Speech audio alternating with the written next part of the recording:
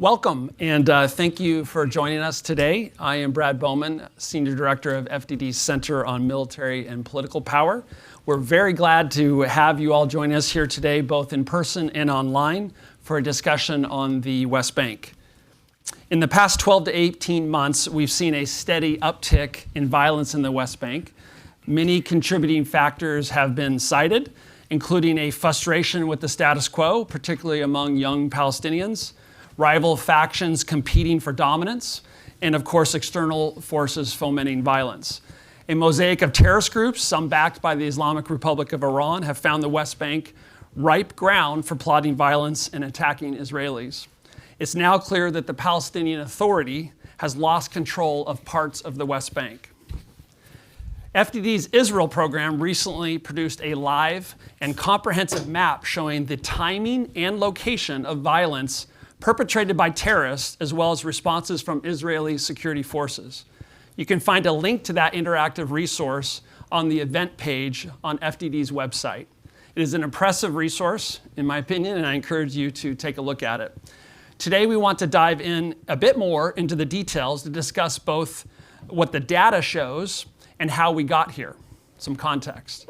More importantly, we're here to discuss what American and allied policymakers can do to reduce violence and promote stability. Before I introduce our speakers, a bit of background about FDD. For more than 20 years, FDD has operated on a nonpartisan policy institute focused on national security and foreign policy. FDD is a source for timely research, analysis, and policy options.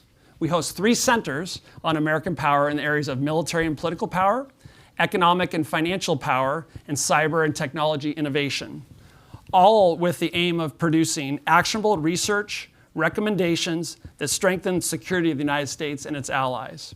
As an important note, FDD takes neither foreign government nor foreign corporate funding and never will. Today's program, hosted by FDD's Israel program, is one of the many we host throughout the year. For more information on the work we do, we encourage you to visit our website at fdd.org. With that, I am pleased to introduce our panel today. My colleague Enia Krivine serves as Senior Director of FDD's Israel program and National Security Network for Mid-Career Professionals. She joined FDD after nearly 7 years at AIPAC and has also had previous experience working on several political campaigns and as Director of Congressional Affairs of the Israel Allies Foundation. Next to her, retired Lieutenant Colonel Jonathan Conricus served in the Israel Defense Forces for 24 years as a combat commander in Lebanon and the Gaza Strip, as a military diplomat, foreign relations expert, and spokesperson.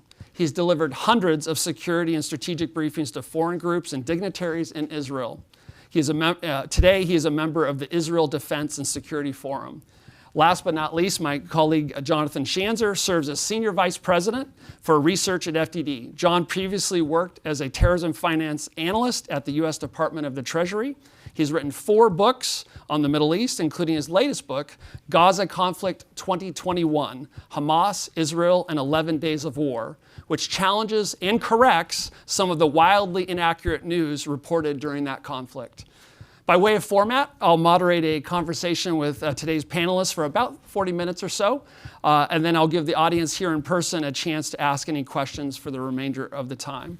So with that, I'd like to get started. If that sounds good, again, welcome and excited to sit down with all of you. John, if I may, I'd like to go to you first, perhaps to further set the stage for our discussion. Perhaps an understatement, there's clearly a tense situation in the West Bank right now. If you wouldn't mind, could you walk us through the series of events that led us to where we are today? Sure. First of all, thank you. Pleasure to be on the dais with all of you guys, and thank you all for joining here in person and online. I think if we want to look at kind of more recent events, this recent wave of attacks started in March. There were a series of attacks that took place across Israel, Jerusalem, Beersheba, and a couple of other places. There were ramming attacks, stabbing attacks, a range of different violence perpetrated by Palestinian actors that ended up killing 19 Israelis. And this was between March and I think May. So over a 2-month period, we watched this uptick in violence, and so the IDF made the decision that it was time to go into the West Bank to try to address the root cause of these problems, to target some of the most active militants, and to look for the cells and the operational centers. They launched an operation called Breaking the Wave, or Wave Breaker, depending on how you want to translate it. That's been kind of an ongoing thing ever since. Now, on the one hand, this has been, I think, a very positive thing, because the IDF is now doing what the Palestinian Security Forces has not been able to do, right? There are actually now pockets of the West Bank that are really no-go zones for Palestinian security forces. It's really difficult for folks to enter, let alone operating there. The IDF is the only force that is capable of doing so. We're talking about places like Jenin and Nablus and Tulkarm. And these are major population centers in the West Bank. So on the one hand, Israel's taking care of business and neutralizing threats. The problem, of course, is that this is not exactly welcomed by rank-and-file Palestinians, right? The everyday Palestinians who are watching the IDF going into the West Bank, going out of the West Bank, arresting people, killing people, etc., they're outraged because this is the territory that they have decided is going to be their homeland at some point in time. So it's an affront to the Palestinian nationalist movement, but it is also helping the Palestinian Authority maintain the control that it cannot control right now. Amidst all of this, there are ongoing questions about leadership. Mahmoud Abbas is now well into his 80s. He is 19 years into a 4-year term. He is not exactly the picture of health. Quit smoking, but now he's vaping. He's fallen asleep in meetings and does not bring to the job the sorts of energy and attention that really is required. But he's become an Arab strongman in every sense of the word. There was a time where there was an active competition for those that might replace him. What we're hearing right now is that those would-be competitors are less interested in taking over the West Bank while things are out of control. I mean, who wants to take control of a territory where there are no-go zones and there are active terrorist attacks and things like this? So leadership is flagging on the Palestinian side. The terrorist attacks continue. The Israelis are involved. You can get a sense that it is very volatile. The last thing that I'll just say is, amidst all of this, we've got a change in Israeli government. And this Israeli government is not well loved by the Palestinian population. Now, there are those that are saying right now within the Palestinian population that their violence is a direct response to this incoming government and their policies.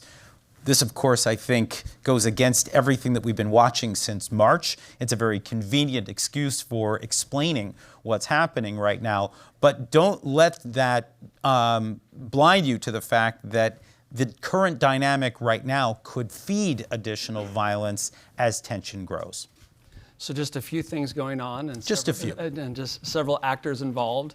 Let's dig down a little bit more on those actors. And Enia, I'll come to you if I may. What are some of the groups that are taking up arms in the West Bank? And from your perspective, what is motivating them?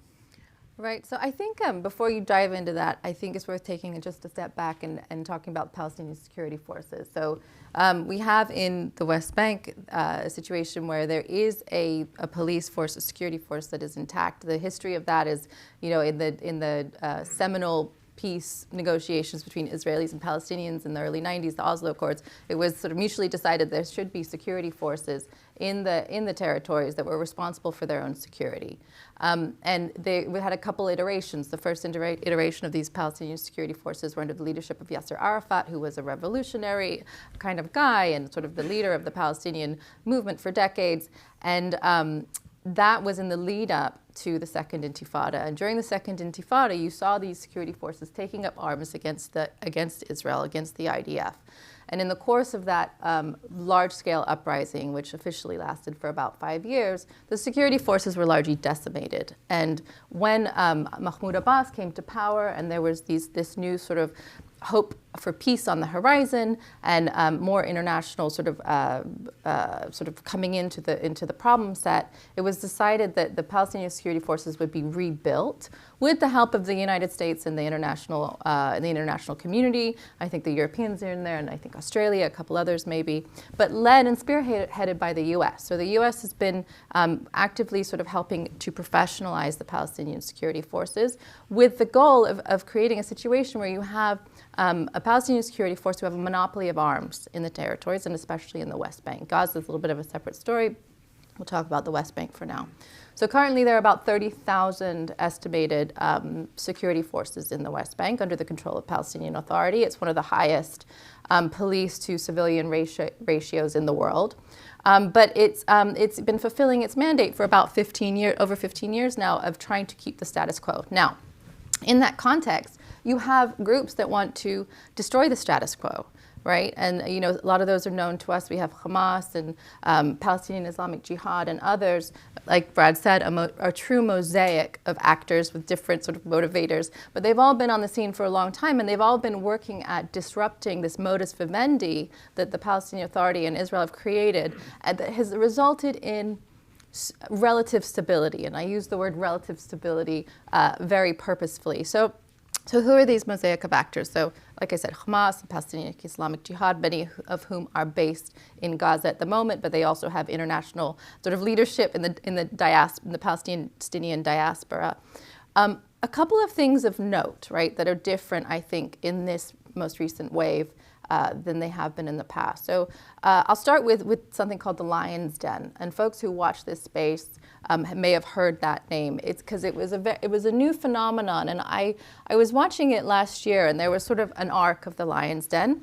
It began in September when a very charismatic young Palestinian man who took up arms against the IDF, against the Israeli security forces, was killed and went out in a blaze of glory. And in his sort of memory, they formed this group of, it's almost like a street gang. I mean, these are very localized kids, young guys that grew up together, that decide that this is going to be their response to these nightly raids that the IDF has been launched to sort of defend their homes, defend their territories, defend their town.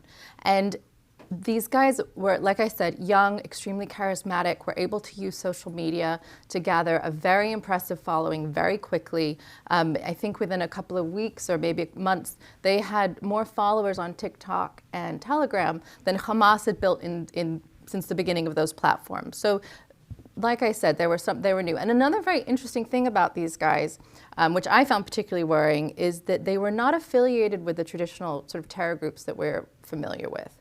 So these groups and these organizations tend to be very factional, right?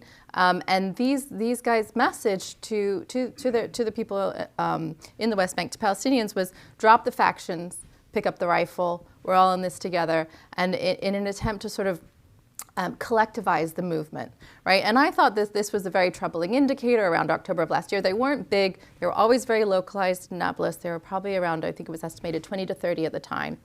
And they were carrying out some pretty lethal attacks against Israelis. The way that ended was within, I think, a 10-day period, the IDF went in and took out most of their leadership, either through arrests or firefights. The PA, I believe, ended up arresting or bringing into their fold one of the leaders who was wounded. And it still goes on, but not at the level or not functioning at as high level as it did late last year. So that's one interesting phenomenon. I think it's something to watch because these guys really had sort of a romantic, inspirational presence in the Palestinian sort of mindset, and you see polling which shows that they were very sort of loved and popular among the Palestinian people in the West Bank. So I would say that was one thing that sort of stood out and something to watch. It's unclear, what's going to happen with that. The other really interesting phenomenon, which I think sort of played out last year, is what Hamas was doing. So Hamas has always been present in the West Bank. There's a political wing and a military wing. This is pretty common with some of these organizations. And their base is in Gaza. They're sovereign in Gaza. They rule it. And it seems that they've taken a much more pragmatic course with the way they're handling sort of the Gaza, right? So it's been pretty quiet on the Gaza front. Seems like they're working towards rebuilding from the last conflict with Israel, and they have looked like they don't want to get into a direct conflict with the IDF. However, in the West Bank, they do seem to be making gains, and they do seem to be increasing in popularity, and they do seem to be perpetrating more and more lethal terrorist attacks in the past couple of years. So that's a sort of a new strategy from Hamas. It's kind of been sort of identified, and John and I heard it from the right people in Israel, that this is something that they believe is going on, that they've consolidated their power in Gaza, and now they have their scope set on the West Bank. So that's another troubling phenomenon. Again, the Palestinian security forces should be equipped to deal with that. We've seen a little bit of deterioration of their hold on sort of the monopoly of arms, like John and Brad said. Jenin and Nablus, particularly, are two centers that seem they've completely lost control. So we're not, we're watching it. We're not sure how it's going to play out, but it seems that for now there does seem to be some equilibrium, and things are moving forward sort of in the same way. Thank you, Enia. That was outstanding. I really appreciate that. Lieutenant Colonel, let me come to you, if I may. Interested, of course, in the Israeli perspective. So what is Israel's perspective on everything that we're discussing here, and how is this wave of violence perceived on the ground in Israel? Happy to be here, and I think what both of you said is very agreeable. I would only add one thing about Lion's Den and the new organizations, is that they are, and I think this point has been made also by Joe Truzman, that they are better equipped and kitted than any other new terror organization or local gang that I've seen, which would lead to could lead to the fact that they have different types of funding than your normal other type of local Palestinian militant or gang. And it's something to watch. They also have had a longer run, and the efforts made by the IDF that Enia just described happened, but then they seem to have resurged a bit, which also indicates that they have strong funding and may not only be a local thing. And I know that Israel is also looking at the connections between that organizations and others, and outside funding, not only Hamas, but possibly Iran. And we've also seen a tremendous increase in smuggling of weapons through Jordan, over the Jordan Valley, with the target destination being militant organizations in Judea and Samaria in the West Bank. There's been 3-4-fold rise over the last year in successful interceptions, and as a derivative of that, we can understand there's also been a significant rise in the successful attempts to smuggle across weapons. So that's happening, more weapons coming in, and there's definitely outside powers that are fueling violence in Judea and Samaria, connecting with what Jonathan said, that there are interests to focus international attention on what's happening in Judea and Samaria because of the narrative of this current Israeli government that is perceived to be much more oriented on this issue, and then that could conveniently overlap with more weapons, more energy, and a loss of control of the Palestinian Authority of various areas, and that could bring the situation to a boil or a confrontation over whatever pretext. Temple Mount, some other horrible incident. And so far the Israeli security organizations have been very successful once they kicked in gear after this first wave of attacks that Jonathan described. Very good at undermining, preempting attacks. ISA, Israeli police, and of course the IDF working together in interagency operations. But we know that it takes one successful large-scale attack with a few Israeli casualties to really turn a combustible situation with totally different dynamics. We've been there in the past. What I think is quite remarkable is the tempo of operations of Israeli security forces, night by night, raiding, attacking various locations based on very specific intel generated by the ISA, acting upon that, in order to preempt. But what's different this time to previous rounds, first or second intifada and the years after that, is that usually after a continued phase of Israeli operations, you usually see a significant decline in enemy activity. This time we're not seeing that.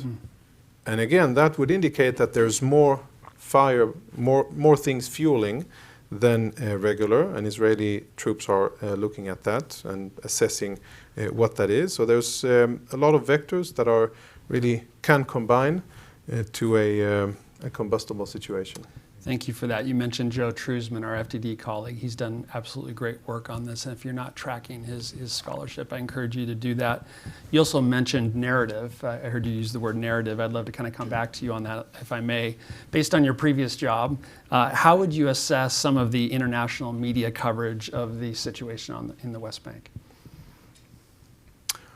I think it is the level of scrutiny and international focus on what's happening between Israel and the Palestinians, I think, has no peer in other ongoing conflicts in the world in terms of how long it's been at the center or very close to the center of attention, and how much attention, the amount of journalistic brain power and financial power that is focused on covering this event.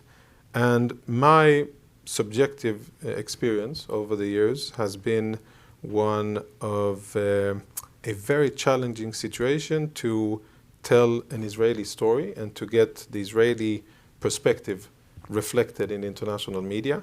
Many times I felt that it was a set piece from the beginning, whereas there was an event, something happened, almost no matter what evidence, information, or details Israel would provide, I could have written the story before it was published, knowing what the headline would be and how critical and challenging it would be about Israeli policy, tactics, the use of force by Israeli troops, and everything else related to Israel.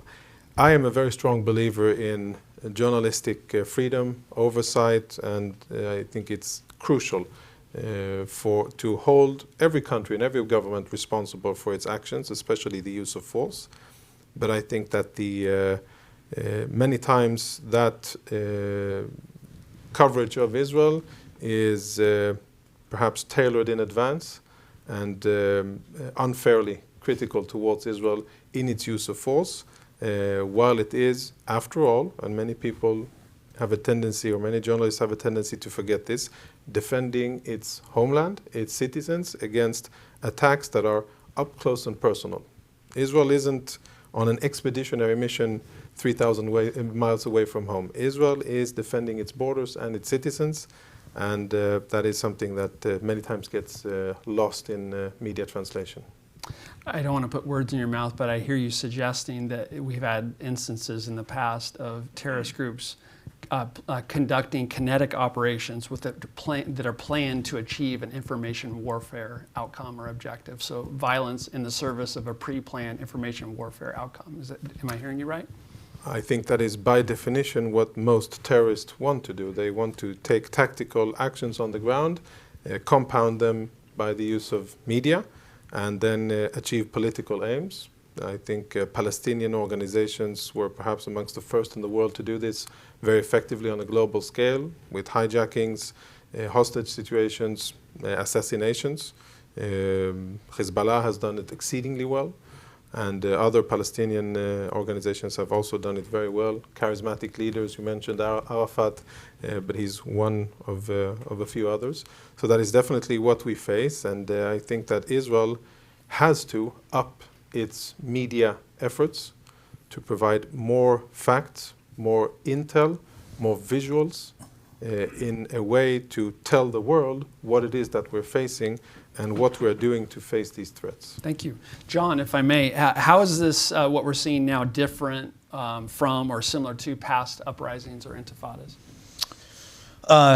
It's a good question. Let me actually just touch on two things that Jonathan just said that I think are worth highlighting. First, on the question of funding, there is no doubt that there is an Iranian angle to this. We've seen it in multiple reports and in a lot of our discussions with stakeholders around the region. And there's also a Turkey element to this. For those that are not aware, Turkey, a NATO ally, has been a longstanding patron of Hamas, and they have a number of West Bank officials that are based there, most notably a guy named Saleh Harori, who has been at the center of a lot of Hamas activity, and it remains an ongoing problem. The Turks and the Israelis are trying to work out a new arrangement between them, trying to rekindle an alliance. I happen to think that that's going to be very difficult to do so long as Turkey is supporting this kind of activity. The other thing that I'll just note is Jonathan mentioned the tempo of activity by the IDF. What's important to remember here is, so there's this almost nightly activity in the West Bank with the Breaking the Wave operation, and then there is the ongoing kinetic activity almost every night in Syria, their air operations.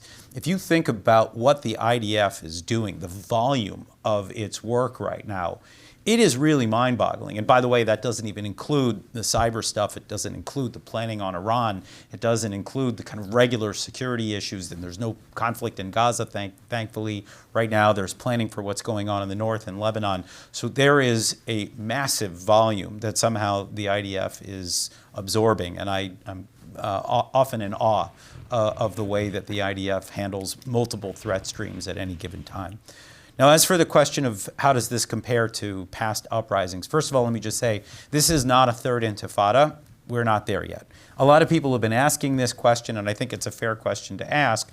But when we look at past intifadas, there was one from December 1987 until 1991, give or take, and then another one from 2000 to 2005. You could also even go back and look at 1929 through 1936 as another moment of planned and organized violence by the Palestinians in pursuit of their nationalist aims.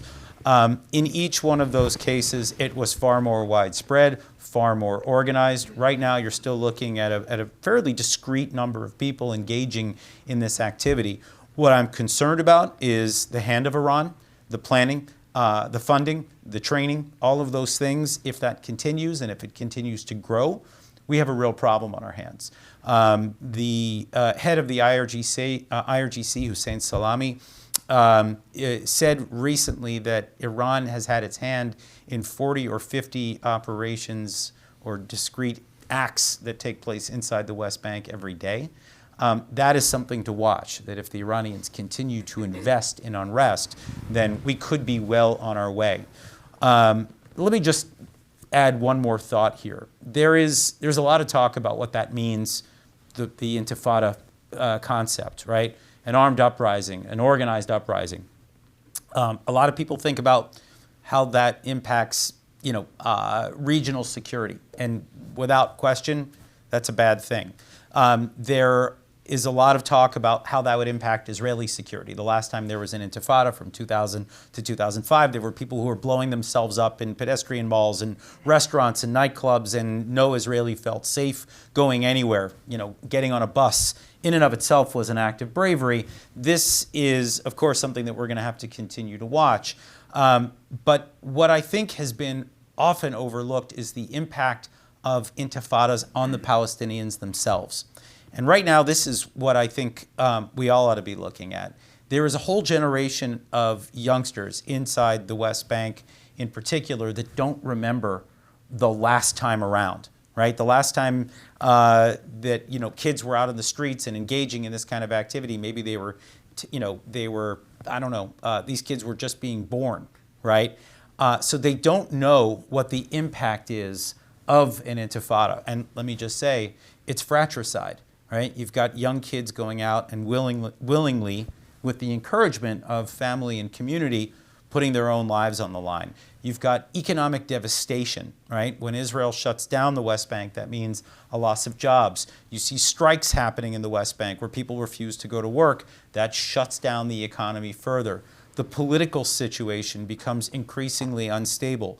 Leadership squabbles among clan and family and tribe continue on the streets. Scores are being settled.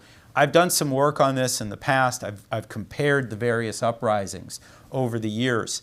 none of them have worked out well for the Palestinians long term. And so whatever we're concerned about right now, there's a lot of people who say, well, it's an Israeli concern, and they've got it coming to them because of whatever the perceived affront is that Israel's doing in the West Bank. This could have devastating consequences for the Palestinian nationalist movement. And it's for that reason that I believe that those that are advocates for the Palestinian cause should be very careful what they wish for. Thank you. Enia, did you want to respond to either of their comments before I move on? Yeah, I just wanted to add to sort of what John talked, and there's two Jonathans on the stage. So what the Jonathans mentioned just about sort of the uptick, and this is something that we've been tracking with the West Bank mapping project and separately. So these are sort of official numbers from Israel that there were 2,500 arrests in the West Bank last year alone, right? That's a really big number. It's a huge uptick from previous years. And when I talked about this sort of steady uptick in violence, when we've been looking at the numbers, we do see sort of a steady escalation. But what that hides, if you just look at the sheer number of attacks and responses, is the kind of attacks. So if you can isolate sort of the explosive use of explosives or firearms between 2019 and 2022, you see like a 15-fold increase in the use of firearms and explosives in the West Bank against Israelis. So again, like numbers can tell you a lot, and if you're not looking at the right numbers, you can really miss what's going on. But yeah, a 15-fold increase in between 2019 and 2022. So the other sort of interesting metric that Israel will announce periodically is how many terrorist attacks they've thwarted, and again, that is in the high hundreds for 2022. So there's some interesting metrics that just sort of help us understand what's going on. Thank you. That's helpful. Colonel, coming back to you, would love to hear a bit more detail from your perspective on how Israel is responding to this violence militarily, and relatedly, do you think the IDF is, even though we may not yet be at an intifada, do you think the lessons from past intifadas are informing current standard operating procedures? Yeah, so the first thing that the IDF and the Israeli police, border police to some extent, were tasked to do was immediately to plug all of the different openings and loopholes that exist along the security barrier between Judea and Samaria and other Israeli towns and cities. That was the first thing, and the IDF reinforced that area quite significantly with around 9 battalions. Some of them have now been returned to other duties, training, etc., but that was the first task. Second task was, again, based on previous experience of the IDF, is that whenever you allow terrorist organizations the freedom and peace of mind to plan attacks, then they will do that and they will attack Israeli civilians, whether it's in Judea and Samaria or in other parts. They will launch attacks further away. One specific attack was thwarted, I think, with a lot of good grace and luck in Yafo. An assailant, a terrorist that was sent by the Lion's Den.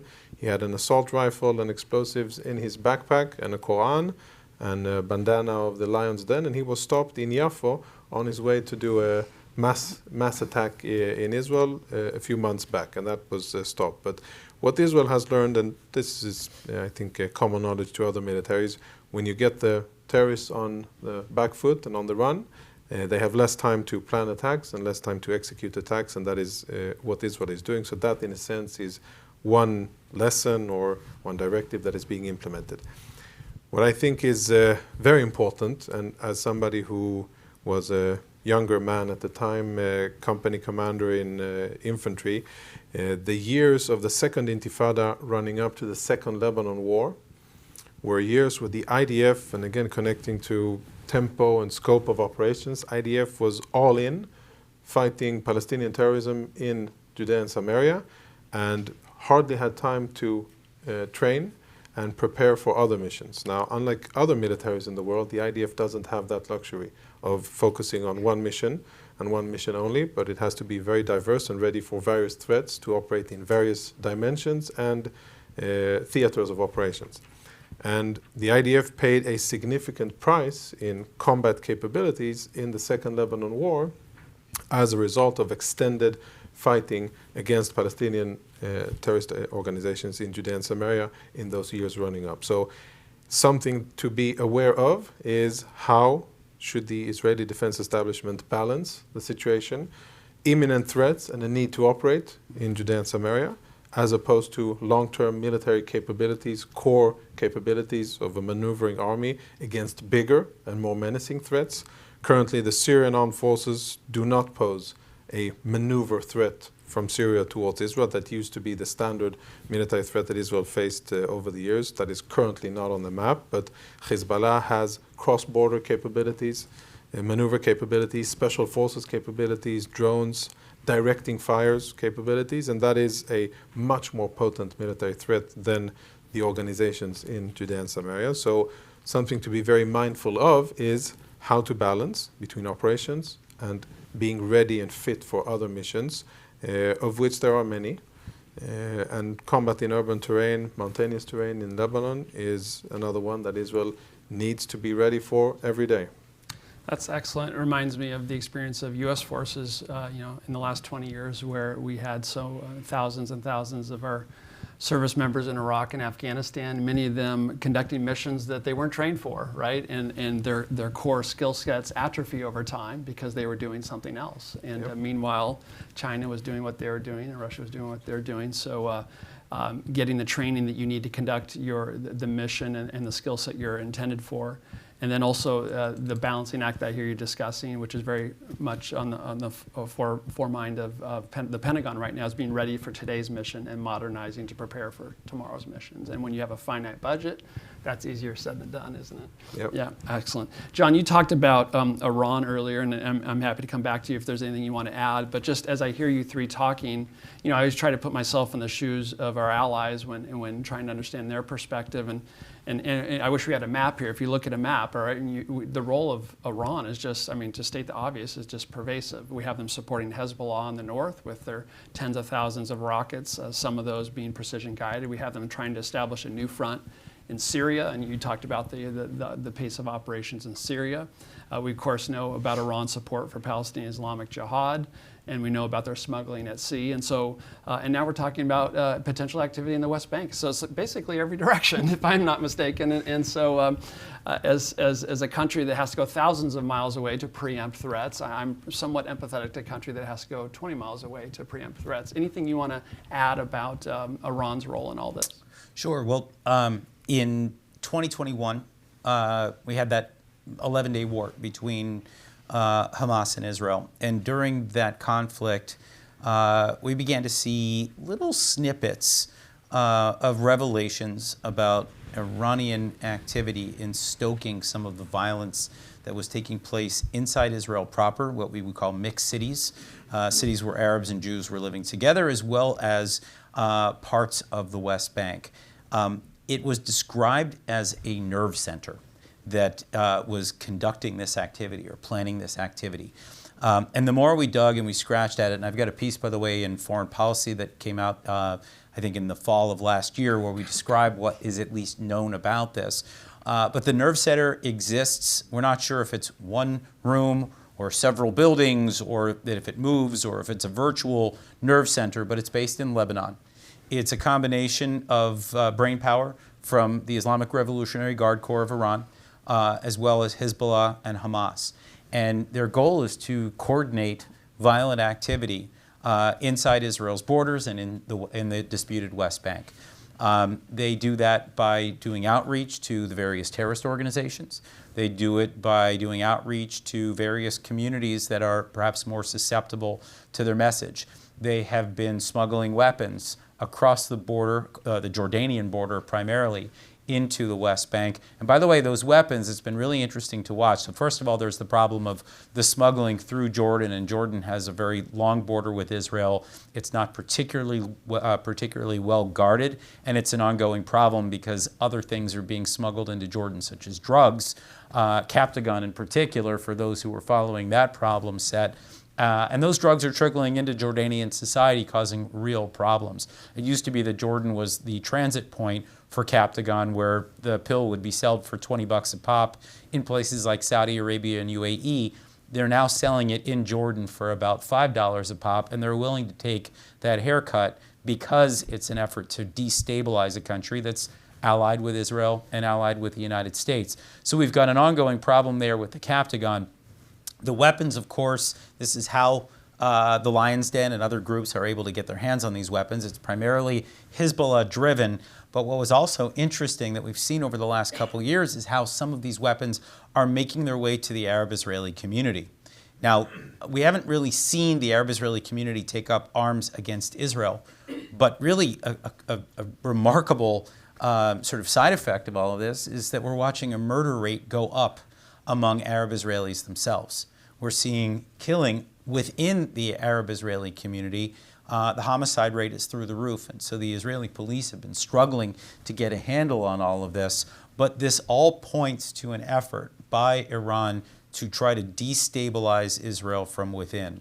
And this is all within the context of what we would describe as the war between wars or campaign between wars, where the Israelis are trying to target Iran in places like Syria, on the high seas, in cyberspace, trying to erode their nuclear capabilities and things like that, happening all around the region. And meanwhile, the Iranians are trying to draw closer and closer in to Israel's borders with massive amounts of weaponry, but also infiltrate Israel's borders themselves. So this is an ongoing battle. It is a quiet, asymmetric battle that is happening and has been happening for the last 7 or 8 years. It's a great point, and just from my perspective, and with deference to you, Lieutenant Colonel, it just seems essential to me for Israel to maintain freedom of action in Syria, to deprive Iran that additional front that they're critical. It's not negotiable. Yeah. Yeah, very good. I'm watching the clock. We'll go to questions here in about 10 minutes or so, but this is just too good. I want to keep it going a little bit more, if I may. Switching gears, John, coming to you. Israel's newly appointed Minister of National Security, Itamar Ben-Gvir, recently toured the Temple Mount in Jerusalem, sparking criticism from some Arab governments and others in the international community. What should we make of his visit? What impact might this step or future steps like it from the new government in Israel have on the situation in the West Bank? Good question. And look, we could probably hold our own panel on this new government. 30 seconds or less. Drawing a ton of criticism, obviously, around the world right now. I think maybe a couple things to point out. First of all, people keep talking about how this is the most right-wing Israeli government ever. They've said that after every election for the last 10, 12 years. I think it remains to be seen exactly what this government does. I think there are intentions by a handful, right? We have this party that now has significant sway. It's called the Religious Zionism Party. It's actually a bloc. And there are two figures, Itamar Ben-Gvir, who you mentioned, as well as a guy named Bezalel Smotrich. These two guys, I think, are going to be hogging the microphone. They're going to be drawing a lot of attention.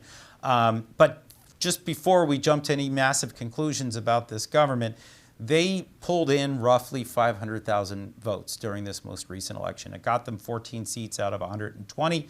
And so they have significant sway within the government. But let's just put this in perspective. They pulled in roughly 10% of the vote. They didn't pull in 50% or 75% of the vote. It was 10% of the vote, which is roughly the size of Israel's settler community, which means the system's working. I mean, people are saying it's the end of democracy. Actually, it's a pretty good reflection. It's an accurate reflection of Israel's democracy. Now, the question is, what are they going to do? And here you can see, I think there is a deliberate attempt to try to message to the international community and to the Palestinian community, hey, we've got a claim on the West Bank.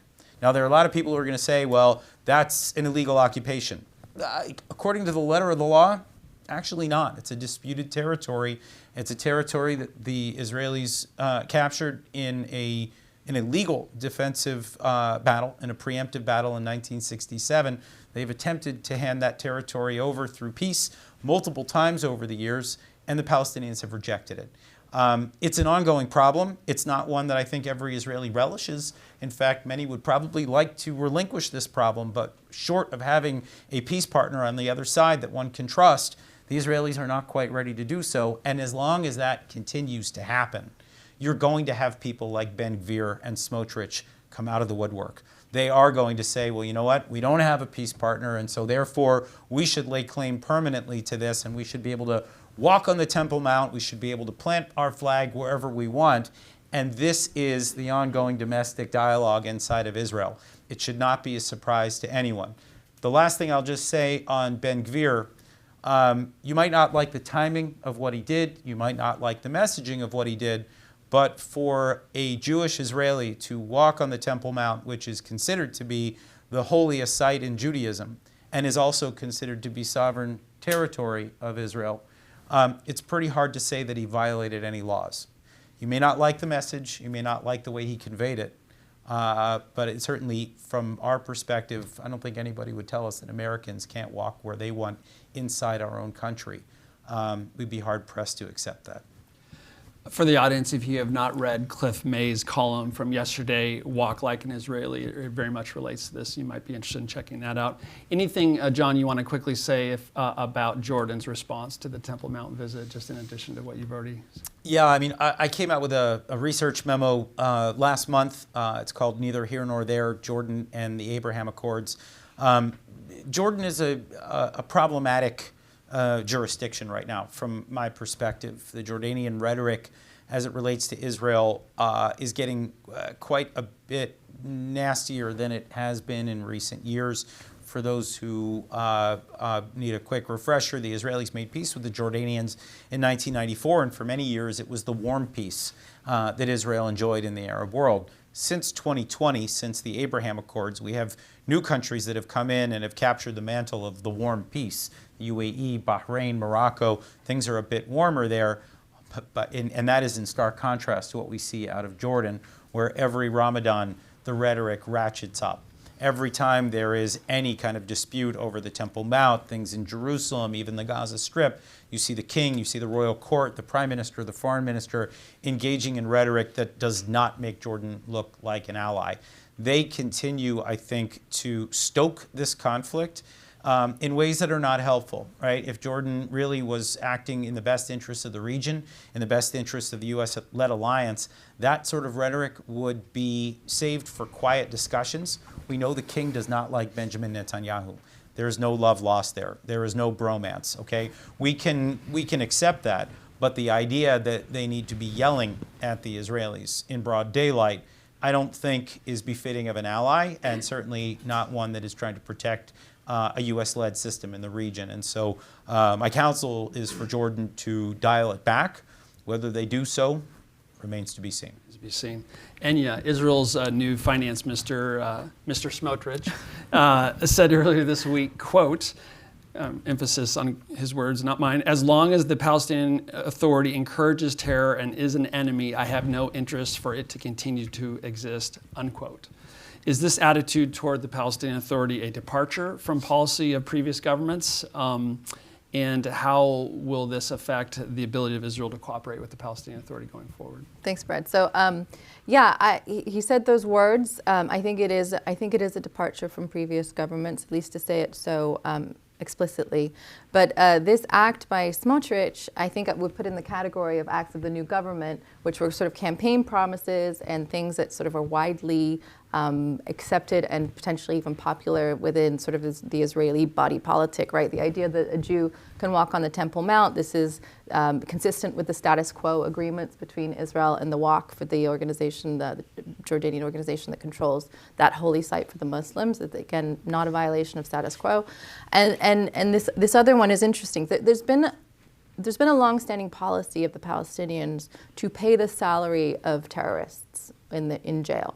So you have a terrorist, he commits an atrocity against an Israeli soldier or an Israeli civilian, and he goes to jail, and then he receives a salary for him and his family for his time spent. And the worse, the more egregious, the more heinous the crime, the better the salary, right? And this is called pay to slay? It's called pay to slay, right? That's the shorthand. Yeah. And it incentivizes terrorism, right? You don't need to be a genius to understand that. But we also know anecdotally from hundreds of stories that when terrorists are deciding, oh, should I go and blow up this cafe? Let's see what's going to happen. Now my family is going to be lauded, and I'm going to be famous, and they're going to get this wonderful salary for the rest of my time in jail. This does play into the cost-benefit analysis of whether to blow yourself up in a cafe. So it's a pretty reprehensible policy. It's been going on forever. So fast forward to 2016, an American tourist in Israel, a graduate of West Point, his name was Taylor Force, was stabbed to death in front of his fiancée on the beachfront in Tel Aviv by a Palestinian terrorist. And this was a turning point in this conversation. And folks like Jonathan Schanzer and myself have been sort of screaming this from the rooftops for a long time. Play-to-slay is reprehensible, and U.S. taxpayer and Israeli taxpayer money is going into these coffers. But when Taylor Force was killed in such a brutal way, this American kid, a veteran, it kind of woke us all up. And when we were sort of aware of the conversation, many in Washington weren't. And the U.S. passed a law called the Taylor Force Act. Trump signed it into law, former President Trump signed it into law in 2018, which essentially would put an end to this policy. So the U.S. taxpayer could not go to the PA in order that they could, U.S. taxpayer dollars could not go to the PA until they stopped this policy, right? And that was a good thing. I think everyone can agree that you don't want your taxpayer dollars going to the salary of someone who murdered a U.S. serviceman in front of his fiancée in Tel Aviv. So Israel, modeled on the Taylor Force Act, the law, created its own legislation that it would also withhold funding to the PA as long as they continued with the pay-to-slay policy. So it's an Israeli law modeled after U.S. law, which was triggered and inspired by the murder of Taylor Force. So when Smotrich decided to withhold this money from going to the PA, right? He withhold it, and instead he's going to send the money to the families of victims of terror, consistent with the pay-to-slay law that Israel passed in 2018. That's when he made these comments. It was in the context of, well, this is going to destabilize the PA. In fact, he was implementing law that is consistent with U.S. values and law, and those were his comments. Now, it gets into this broader question of what is Israel's responsibility to the PA, and how valuable is the PA, and what are they doing to improve or create a stability for Israelis and Palestinians? And I think that's an open question. But as far as to these comments, I don't think they're helpful. I do think that Benjamin Netanyahu has a record of maintaining the status quo, right? He is a status quo guy. And so it's going to be, remains to be seen how having Smotrich in his new role in the finance ministry, how that is going to play out, and whether, if he continues to withhold this money, implementing existing Israeli law, whether that could potentially have a destabilizing effect on the PA. So anyway, a little bit of context. I think this falls into the category of things that this new right-wing government is doing, which actually probably don't deserve the kind of consternation and knee-jerk reaction that they're getting. Thank you. Can I just please. add Yes. quickly on that? I mean, if when I put the Palestinian Authority on a time scale and I look at its attitude towards Israel and its actions against Israel, especially in international forums or fora, I think that what we can see over years is that they are definitely intensifying and escalating their efforts against Israel in international legal aspects, as well as in the media, campaigning and being behind the BDS effort. And without being the spokesperson of or anything related to Minister Smotrich, what I can say is that when Israelis look at what the Palestinian Authority is doing, being a safe haven for terrorists and paying salaries for either convicted terrorists or suicide bombers with stipends to the families, eternal stipends, and leading the international efforts against Israel. When those things are put together in the same equation, then many Israelis look at the Palestinian Authority and ask themselves, okay, so what's the point here? If it's an entity that is totally hostile towards Israel, that teaches its children that Israel doesn't have a right to exist and doesn't exist on the maps in school books of Palestinian children, which, like Jonathan mentioned, has refused numerous very I would say, sincere efforts by different Israeli governments to end the ongoing conflict politically. All of those things connected may be the foundation for that kind of statement, which I agree probably is exactly the type of fuel that anybody who is looking to demonize Israel and the government really needs. And it's unfortunate that it's being displayed that way. Thank you for that. For the sake of time, I'm just going to jump to one last question for John, and then we'll go to the audience for questions. So if you all want to prepare any questions that you have, that would be great. In light of, John, in light of everything that we've been saying here, what should U.S. and other allies be doing to help when it comes to the West Bank? I mean, what would be some policies or prescriptions that you would offer? Sure. I think always the right question to ask, and always the question that we like to answer at FTD. Look, I think, first of all, we're probably one of the few countries that does have leverage with the Palestinian Authority, and we should be working to shore up better leadership. I mentioned Mahmoud Abbas's seniority problem, if you will. He needs to go. We need new leadership there, and the U.S. actually does have some leverage to help line up succession and to think about ways that we can keep the West Bank stable with new leadership. And so that should be something that we really do focus on. The continued training and funding of those Palestinian security forces will also be crucial, but they need to take the action that is being requested of them. And right now we're not seeing as much of that perhaps as we should be. We should be working with the Jordanians to dial back on their rhetoric, but also to work with them on that border where so much of the weaponry continues to flow into the West Bank. That is a major issue that the Jordanians should be tackling together with the Israelis and with the United States. But the last thing that I'll point out, and this is probably won't come as a shock to anybody who knows the work of FDD, but the sanctions that we have put on Iran, the isolation that FDD has consistently advocated for the Islamic Republic is crucial, right? There was a time here over the last couple of years where the Biden administration was kind of flirting with the idea of getting back into the JCPOA, the 2015 nuclear deal. Had we done that, had we given the Iranians $275 billion in the first year of such a deal, and then $1 trillion over 10 years, the kind of support that we're seeing from Iran going into these various terrorist groups in the West Bank, it would have put it on steroids. I think we're very fortunate that we've not gotten back into that deal, but I do believe that the United States does have real work to do in terms of the continued isolation of the regime if ultimately our goal is to stymie their activity in the West Bank, not to mention in places like the Gaza Strip or Lebanon or Syria. So it's time for pressure. My colleague Mark Dubowitz and my other colleague Ord Kitchery just came out with a 53-page report with 231 different recommendations of ways that we can actually put additional pressure on the regime.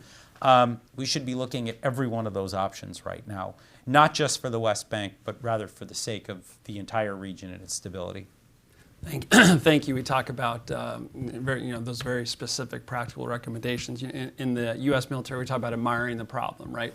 What we're trying to do here is not just admire the problem. We want to come up with specific ways to do better, to serve U.S. national security interests and that of our allies. So that's the motivating force here. Can I just add one more thing to that? I think John always knocks it out of the ballpark. Great. I think it's good way to end it. But I'll add one more thing to that. I think normalization. Right? I think one of the, why hasn't it become an intifada yet? I mean, what is preventing this from becoming an intifada? You've had IDF going on a nearly nightly basis. It's been the most deadly year for Palestinians and Israelis in a long time. Like, what is keeping the show together here? And I think there are a couple of things you can point to. And one of them is normalization, right? You have the formal normalization agreements, which FTD has been very sort of in favor of and supporting and nudging along from the beginning. But then you also have these sort of informal normalization. You have Turkey, which is very important, who is now sort of on a charm offensive with Israel for good reason. Like, there's good reason for Turkey to want to build that relationship right now. Energy is just one of them. And you have this environment where the traditional Sunni allies and the traditional allies of the Palestinian people around the world in the past intifadas, we're egging them on, right? And funding them and providing arms and trying to find, ways to sort of add fuel to the fire. And you just don't see that in the same way now. You see Iran, right? Which, by the way, I'm sure that Saudi Arabia and UAE, I don't know this for a fact, but I'm sure they're looking at the Iranian influence growing in the Palestinian terrorists and thinking, what's going on here? Like these are Palestinians are sort of Sunni traditionally, and they're now sort of being financed and funded and incited by the Islamic Republic of Iran, by Shiites. So I think continue to push on normalization, continue to get sort of like our more moderate Sunni allies to weigh in that and continue to stabilize the region is very important. And I'll also just say very quickly that we talk about the relative success of the Palestinian Authority and the Palestinian security forces. I think that one of the things that Mahmoud Abbas has managed to do in his tenure is to create a layer of sort of wealth and vested interest in his cronies around him, right? This is not a paragon for democracy. This is not a Jeffersonian democracy. There's a lot lacking, but he has managed to, in a way that Arafat never could or would, he's managed to create enough people with vested interest in the status quo that I think it is having a moderating effect. For all of the shortcomings of the PA and for, this could all be disrupted with one mass casualty event. So, this isn't necessarily a sustainable solution. But if you're looking at reasons why this hasn't become an intifada yet, I think that those are, two big reasons. Great insights. Thank you, Enia, and great conversation. Now I want to invite you all into the conversation. So if you have a question, please raise your hand, wait for the microphone. If you wouldn't mind standing up and telling us your name and affiliation, that would be great. So we have a question right here in the back. We'll start there. Hi, my name is Ethan Gutman. I'm coming from the Senate side, Senator Cotton's office.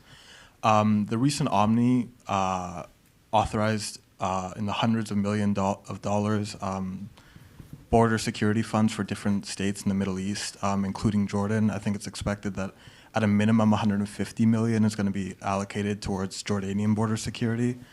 I was wondering what you thought, how could those funds be well used? Have they been used well in the past? Is this just pie in the sky, or is this going to have some sort of effectual help with Jordanian border security? And how just to make sure there's accountability with how these funds are used? Thank you. Great question. Thank you. Sure. So, I think that the U.S. involvement in the Middle East is a key pillar of national security for the U.S. and for the Middle East, right? I think that is, I would argue that continuing to have firm support for Israel and allies in the region is critical. And John Schanzer mentioned the border between Jordan and the West Bank. That is a long border. And the Jordanians are struggling right now. They share a border with Iraq. John and I were in Jordan in August and having these conversations, and they're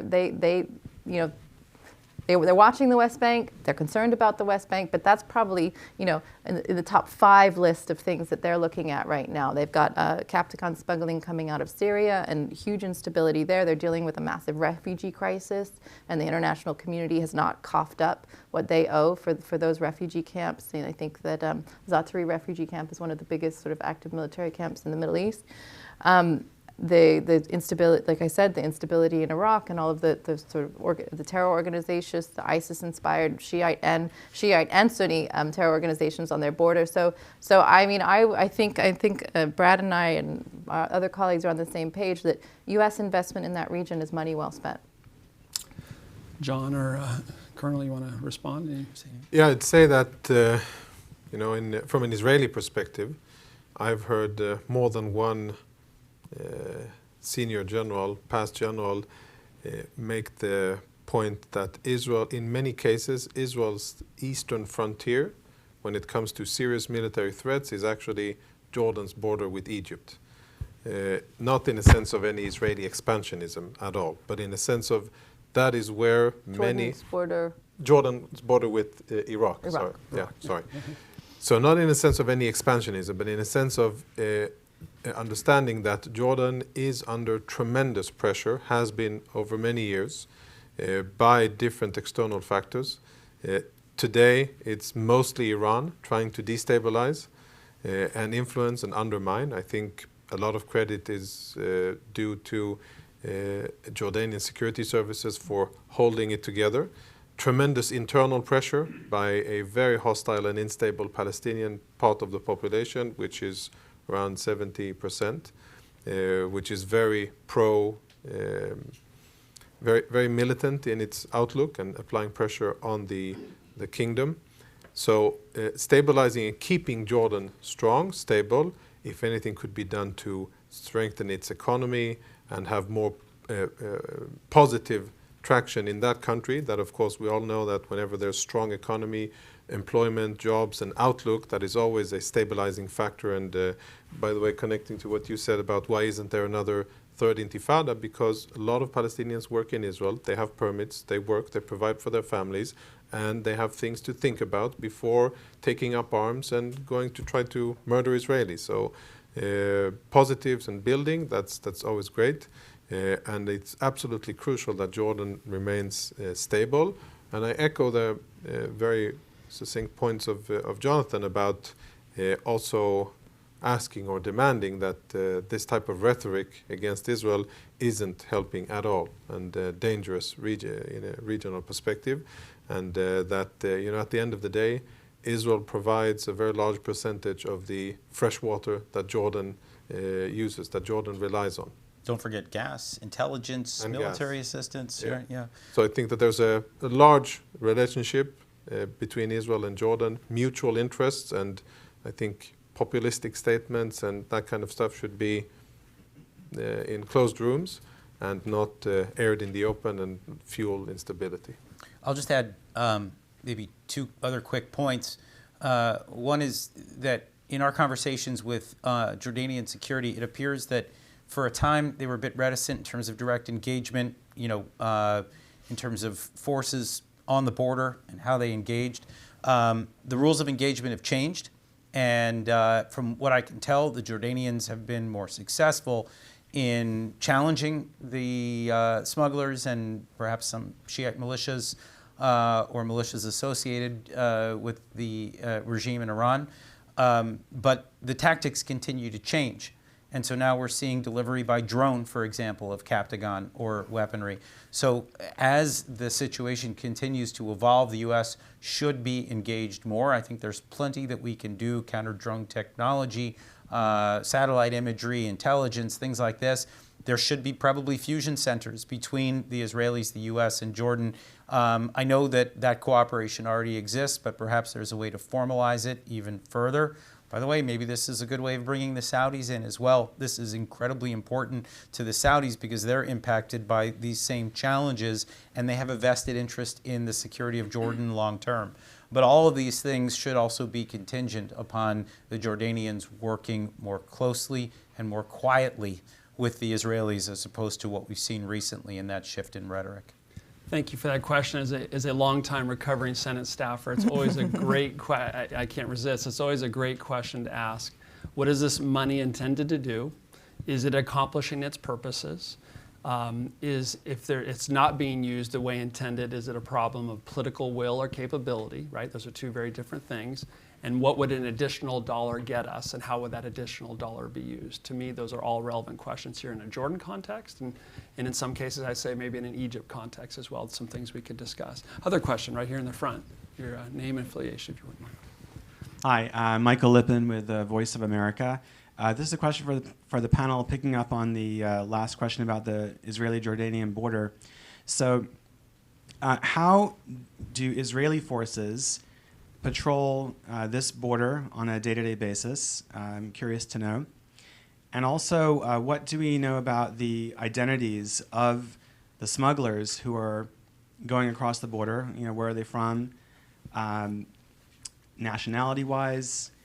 And also, what do we know about how they're physically getting weapons across the border? John Schanzer just mentioned drones, which I hadn't heard of before, but is that one of the ways, and what are the other ways that they're doing it? Yeah, right. So the border between Israel and the Hashemite Kingdom of Jordan is Israel's longest, around 300 miles, separated in the middle by the Dead Sea, which is crossable, has been crossed in the past by smugglers, and they continue to attempt. But the bulk of smuggling attempts are in the northern part of the border, north of the Dead Sea, in the area that corresponds with Judea and Samaria or the West Bank. System is based on local Bedouins and Palestinians on the Judea and Samaria side, and groups and gangs that have either family ties or otherwise ties or affiliations with the receptors on the Israeli side. And it's been escalating, as we said. On the Israeli side, we spoke about the threats that Israel faces and the active theaters where Israel operates. So we have very active front of 80 miles with Lebanon, with Hezbollah, and then the border with Syria on the Golan Heights is about the same length. Those two borders are heavily guarded with lots of systems, strong fences, and physical infrastructure on the ground. The border with Gaza, equally strong and prioritized in terms of budget. The border that is the weakest link in Israel's defenses is the long border with Jordan, for the same reason that Jonathan mentioned before and that we've spoken about, because it is a country that we have peace with and very good security relations and cooperation, which I hope will continue. The issue is that it is a long border with challenging terrain, and in terms of budgeting and infrastructure, Israel hasn't been forced to allocate the same resources out of a strained budget for many other threats that it has along the border. Technologies are a mix of your very old-fashioned bulk delivery and the new and very challenging use of heavy payload drones. There have been reports of Israel intercepting Iranian drones that were intended to Judea and Samaria 4 years ago, successfully intercepting those. And that was perhaps kind of a dry run, a trial by the Iranians to import stuff from Syria over Jordan and then into the West Bank. So that's going on as well. And we're seeing the Israeli defense system challenged by various techniques and procedures from Jordan. But I must emphasize that it's something that Israel and the Jordanian security organizations are working at together, understanding, exactly as said here, that this is a threat to stability. Of course, Israel is the target, but if this continues to escalate, then it is really a national security problem for Jordan as well. So it's ongoing, definitely a challenge, but happy to say that there's a lot of interagency and international work being done, and any oversight, assistance, and knowledge shared in an American sense is also a good thing. Unfortunately, we are rapidly approaching the end of our time together. I wish we had another hour. I've learned a lot and have enjoyed it. But before we move to conclusion, Enia or John, anything you want to add here at the end? No, I think we've Okay. we've John? covered it. No, I think John ended All it right, nicely. there you go. Well, you get the last word there, Lieutenant Colonel. Thank you so much. Well, thank you all for taking the time to join us here, both in person and online. Hope you learned as much as I did, and thanks for tuning in and being here. For more information on FDD, our Israel program, and the latest analysis on these issues, we encourage you to visit fdd.org. That's fdd.org. We hope to see you again soon. Thank you very much. Thank you.